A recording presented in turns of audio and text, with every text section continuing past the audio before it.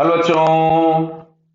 Question में लिखा है kinetic energy of projectile at the highest point is K if the range of projectile is 4 times the height of projectile then initial kinetic energy of the particle. तो सबसे पहले ये जो information दी है ना कि range of the projectile is 4 times the height of the projectile, इससे सबसे पहले हम लोगों को वेलोसिटी, एंगल, इन सब चीजों के लिए फाइंड करना है।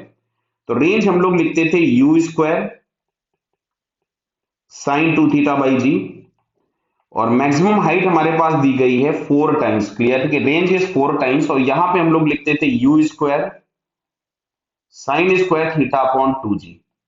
तो g से g कैंसिल हो गया, यू स्क्वायर से यू स्क्वायर कैंसिल हो गया। साइन 2θ को हम लोग लिख सकते हैं 2 sin थीटा cos थीटा, इससे इसको हम कैंसिल कर दें 2, तो ये मिल रहा है 2 साइन स्क्वायर थीटा। अब देखो थीटा जीरो नहीं है तो इसको कैंसिल कर दिया, 2 से 2 कैंसिल कर दिया, तो यहां से हम लोगों को मिलता है tan थीटा बराबर 1।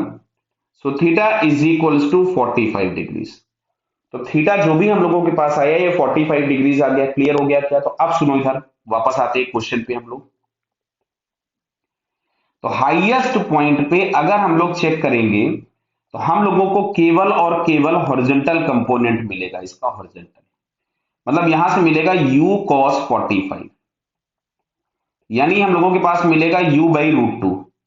तो तुमसे बोला गया है कि हाईएस्ट पॉइंट पे काइनेटिक एनर्जी k है, मतलब अगर हाईएस्ट पॉइंट पे हम एनर्जी निकालेंगे तो it is half m u/√2 का स्क्वायर। मतलब यहां से आ गया 1/2 m u²/2। तो इसमें से हम लोग अगर चाहें तो 1/2 को बाहर निकाल दें थोड़ी देर के लिए, तो ये हमारे पास आ गया 1/2 m u²। अब सुनना इधर, मैं अगर इस वाले पॉइंट पे वेलोसिटी की बात करूंगा तो इस वाले पॉइंट पे वेलोसिटी u है।